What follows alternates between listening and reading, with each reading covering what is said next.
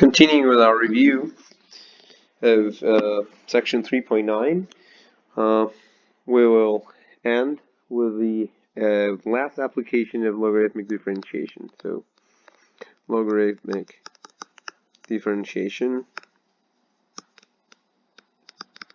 just a continuation of that. So here the idea is how to deal with expressions of the form f of x to the g of x. So when you're taking f of x to a power that is also a function. This is usually hard to deal with when you have multiple exponentials, so tower of exponentials, say, and it can be confusing even if you know what you're doing. And but even the simplest examples can sometimes lead students to wrong applications of the power rule, say. So in order to pay attention, to be on the safer side, it's better to use logarithmic differentiation to avoid these issues. Okay, so what are we going to do? So we're going to call this function here, which is what we're interested in, y.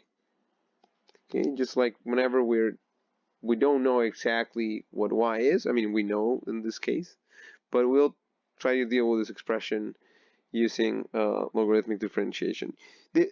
I must advise you also that whenever you encounter in calculus in any of the courses, right now for Calc 1 or for Calc 2, whenever you see expressions like this one, where there's an f of x that is raised to a power g of x, is also a function of x, it is always better to take the natural log on both sides. I mean, you can never make it worse, at the very least. And it often simplifies all calculations involved.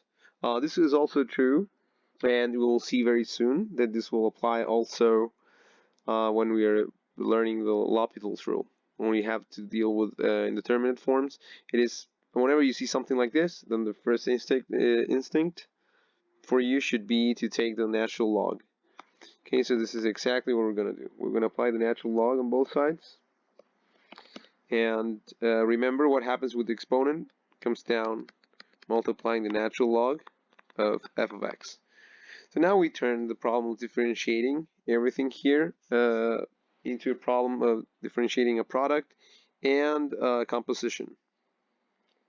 Okay, so suppose we now take the derivative with respect to x on both sides. Then this gives us y prime over y. Just as the chain rule, we've done that plenty of times. Now here we apply the product rule, so g prime of x times the natural log of f of x. So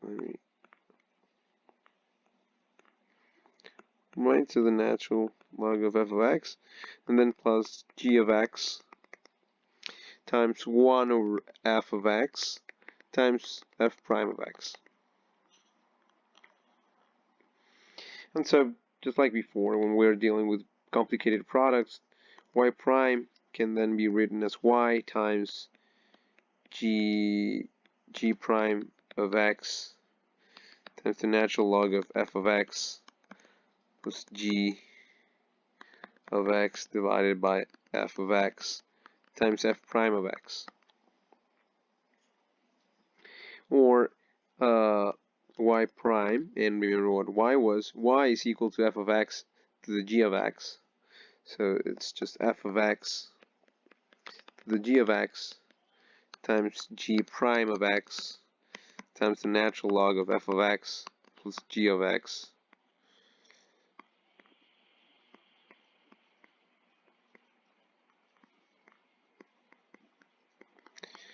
G of x over f of x times f prime of x.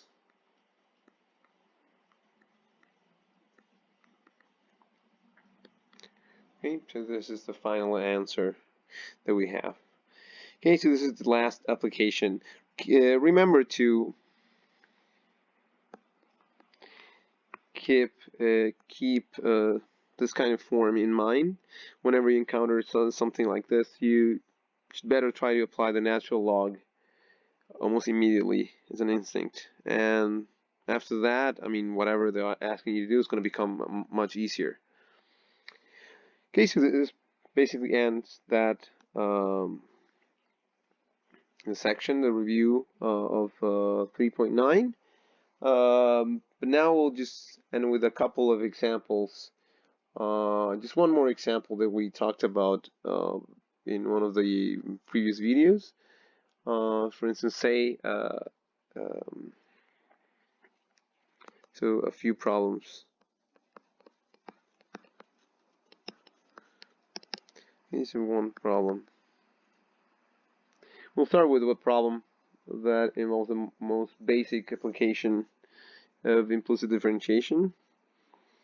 So find y prime in terms, and if you were here in the last lecture, you'll remember that y prime in the case when you have an implicit differentiation problem can be written in terms of x and y. Okay, you cannot, since you don't know y in terms of x, then you can't, since you cannot solve for y in terms of x, you'll just have to content yourself with expressing everything in terms of x and y.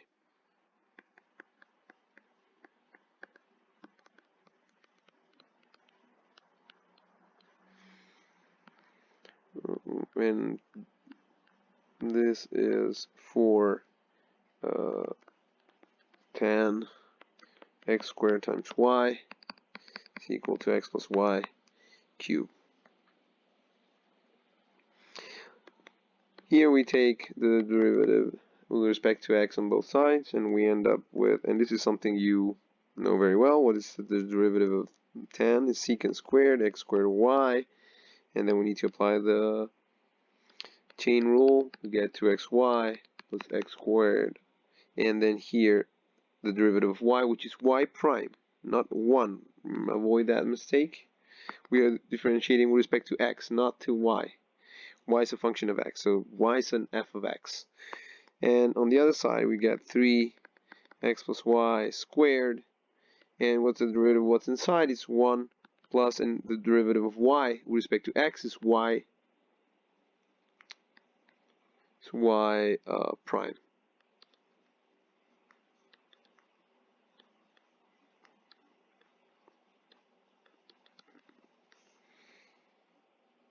Okay, and we have only one term here involving y prime and another one on the other side. So we can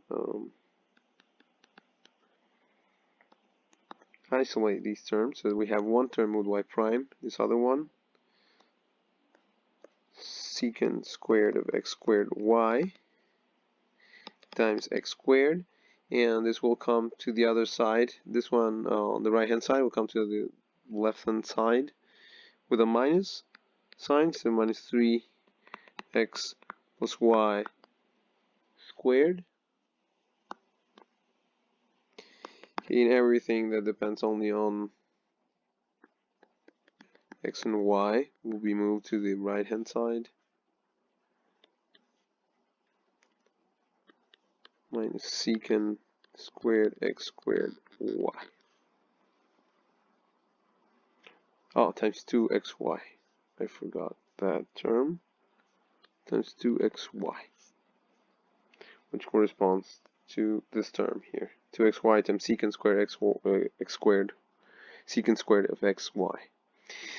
Then, finally, this implies that y prime is equal to 3x plus y squared minus secant squared of x squared y times 2xy, all of that divided by secant squared x squared y x squared minus 3x plus y squared.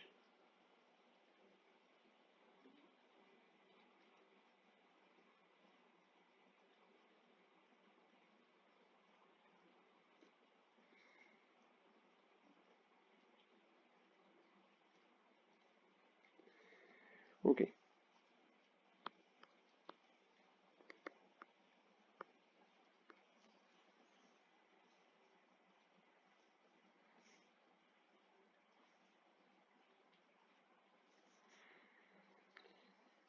All right. And this is the first. This is the first problem. The second problem. Well, let's see. Let's now concentrate. I mean, I think we've done enough of these problems that involve computing y prime in terms of x and y. Now let's focus more on the last, some applications of logarithmic differentiation. People did not seem to have any trouble applying it when it came to products and quotients in general. But I want to go over some problems that involve expressions of this form that we saw at the beginning. Okay, so what is y prime? So find y prime where y is equal to x to the x. This is kind of a canonical example. So what to do here? As I said, we take the natural log, and we get this is equal to x natural log of x. And now we differentiate, so we apply the derivative, differentiate on both sides, and we get y prime over y is equal to, we use the product rule. This is 1 times natural log of x plus x times 1 over x to the natural log of x plus 1. And so this implies that y prime is equal to y times this thing, but y was equal to x to the x. So it's x to the x, natural log of x plus 1. Okay. One example. Let's see another one. Another one is find the same thing. Find y prime. Now when y it is, say, let's see a couple more examples. So x to the sine x. Then y prime. Okay, so let's not skip anything.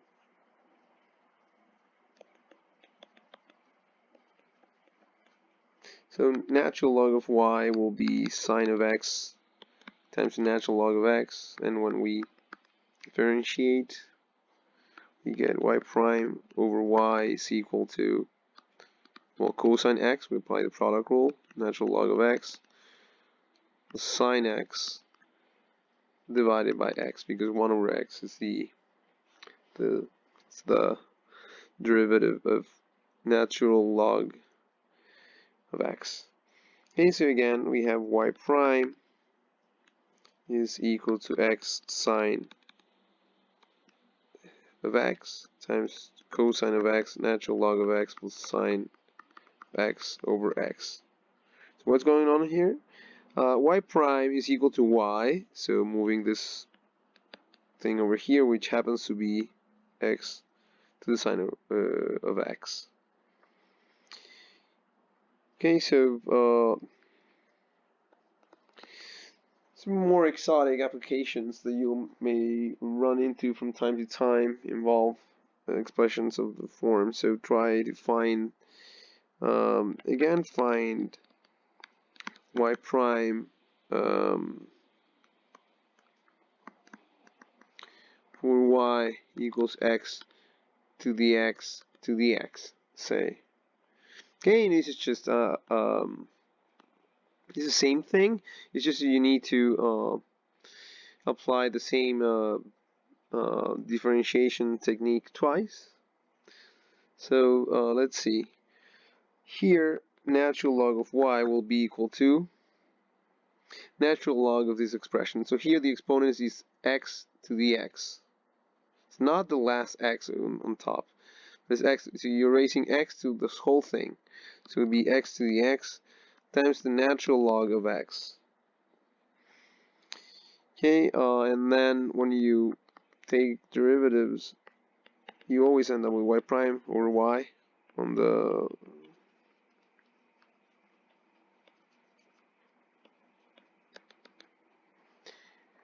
left hand side, and here we have to compute the derivative of x to the x times the natural log of x, because we are applying the product rule, then x to the x times 1 over x. Okay, so then, and this is why I chose this example, and this is where logarithmic differentiation comes into play again. X to the x prime, we have already computed, and it's x to the x times the natural log of x plus 1, right? This is something we've already computed, and so we get that y prime over y is equal to x to the x times the natural log of x plus 1 times the natural log of x plus x to the x divided by x. Or if you want, you're subtracting 1 from the exponent now. And you're using x to the x minus, this is x to the minus 1. And what happens to the exponent? Well, you subtract 1 from x. Okay, so to finish, this is just equal to x to the x to the x, which is y, since we move it to the right hand side, and it gives us natural log on x to the x times the natural log of x plus 1 times the natural log of x plus x to the x to the minus 1.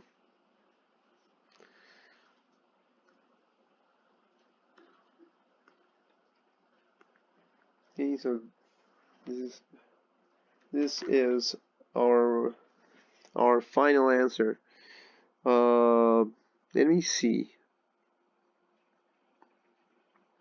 Well, so these are the most exotic problems when you have like triple exponentials involved. But I mean, you're not likely to see these kind of things very often. But say things like x to the sine of x or x to the 3x are fair things. I'm just gonna do that one just to make sure that we understood everything. So this is something that you might see on an exam, for example. So y is equal to x to the 3x. This is practically the same thing. So here we just take natural log again. This becomes 3x times natural log of x. And we take d dx on both sides. We get y prime over y. And this gives us 3 times the natural log of x plus 3x times 1 over x, which is equal to 3 times natural log of x plus 3. And this then implies that y prime is equal to y times 3 the natural log of x plus 3, or y is equal to x to the 3x, the natural log of x plus 3. Okay. Okay, and let me finish with a little bit of a warning, because this is the most common mistake. Something I already warned you about in the past when we were discussing the product rule. So whenever you see something raised to a power that is not a constant, then you need to use logarithmic differentiation. So not the power rule. So if you have x to the x prime is not equal to x times x to the x minus 1. Okay? It's not equal to that. So this is a very big mistake.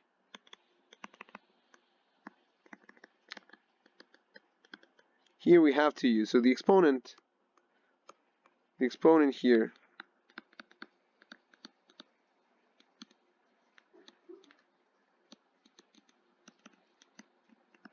is not a constant. Okay, so we use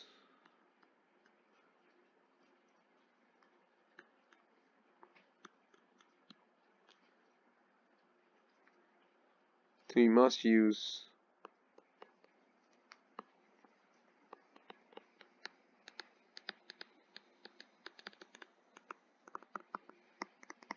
logarithmic differentiation.